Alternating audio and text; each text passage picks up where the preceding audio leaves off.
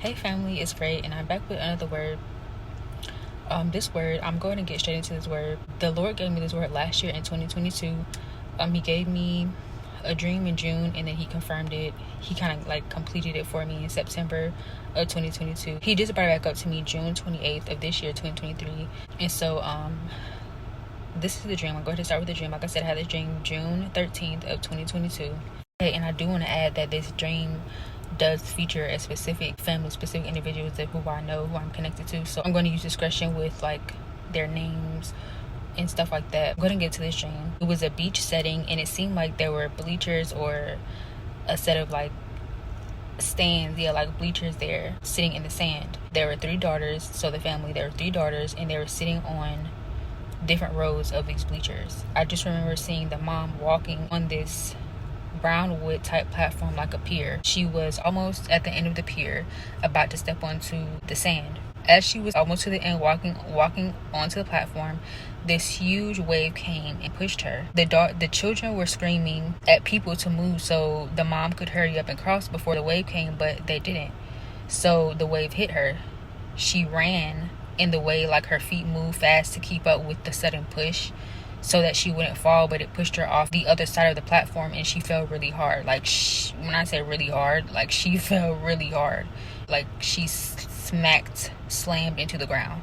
All 3 of the kids jumped up and ran over to her. One daughter got there first and she was just laying there. The mom was laying there breathing really hard, not moving. The daughter who got there first grabbed her phone trying to call the police, but it wasn't working. So she was trying to press the power button. You know, on iPhones, when you repeatedly press the buttons, it'll go to the SOS screen for you to call 911. So that's what she looked like she was trying to do, but it wasn't going. Like it wasn't going to that screen. It's like her screen was jumping around, going to every other thing except that screen. Okay, so then it seemed like it went to a new scene, and it was in a room, maybe a hospital room. It was in a room. In this room, there was a silver mic or like speaker type of thing that was on the wall. One of the daughters tried to use that, but it didn't work either. The second daughter tried her phone, but she like grabbed her phone looking for her phone, but she couldn't find it. She had to run back to the bleachers to go get it. The daughter who was still there was a phone on the wall.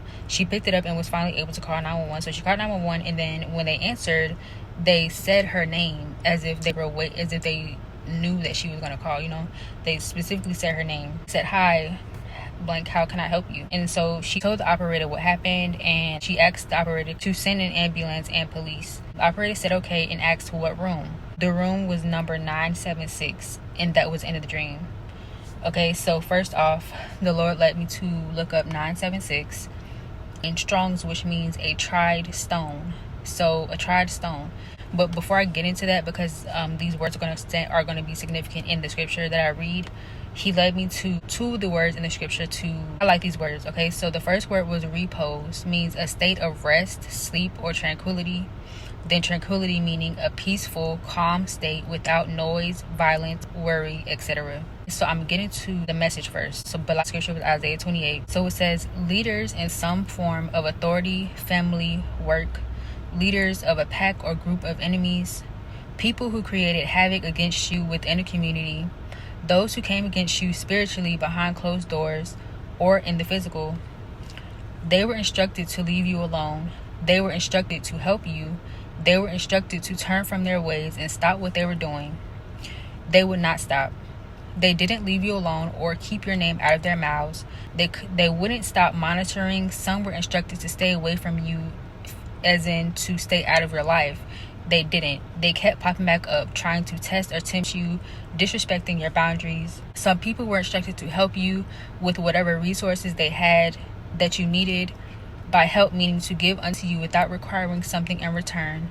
Some refused to help you. Some refused to help you unless you were doing something for them, or if they were gaining something from them helping you. They didn't want to let you catch a break. They didn't want you to get back on your feet. They didn't want you to reach your goals or your destiny. They didn't want you to have better or to be better. They didn't want you to receive your blessings or promises. This is why they withheld their help, or they wouldn't let up. They wanted to constantly throw roadblocks and distractions your way. They wanted to stand in the way of your opportunities, etc. Now is the time for God's justice to be served. He warned them and gave them time and chances. They are about to be beaten down and lifeless. Remember in the dream I said when that wave hit her, she literally smacked into the ground, face first into the ground, just flat. And when they went to her, like, she was just breathing so hard. They ran over to her. She was just laying there breathing so hard, almost lifeless. Like, literally seemed as if the wave almost knocked the life out of this woman, or the breath out of this woman. The life out of this woman. They are about to be beaten down and lifeless. For some, that's literal. Others are about to lose everything. Now they will see how it feels to be on the receiving end of whatever they were doing to you, except they will know this is deserved. This is something they brought upon themselves. This is the hand of God and his judgment that's coming against them, because when they were doing this to you, they did it without cause, with selfish ambition, selfish gain, deception, lies, thievery, arrogance, and pride. All things that we know the Lord hates. They will not be able to run or hide from this. Even the lies they've been hiding behind, the mask they've been hiding behind, the narrative they've been hiding behind will be revealed. Your enemies are about to be overtaken, beaten down for good. They will not rise up against you again. Okay, so now I'm going to head and get into the scripture, which I said was Isaiah 28, and I'm going to start at verse 11. Very well then, with foreign lips and strange tongues, God will speak to this people, to whom he said, this is a resting place, let the weary rest, and this is a place of repose. But they would not listen. Remember, I highlighted the word repose. He did. Therefore, hear the word of the Lord, you scoffers who rule this people in Jerusalem. You boast, we have entered into a covenant with death. With the realm of the dead, we have made an agreement. When an overwhelming scourge swoops by, it cannot touch us, for we have made a lie our refuge and falsehood our hiding place. So this is what the sovereign Lord says. See, I lay a stone in Zion, a tested stone, a precious cornerstone for a sure foundation. The one who relies on it will never be stricken with panic. I will make justice the measuring line and righteousness the plumb line.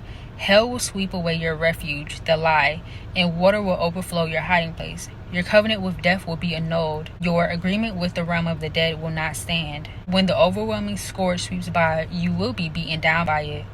As often as it comes, it will carry you away. Morning after morning, by day and by night, it will sweep through. The understanding of this message will bring sheer terror.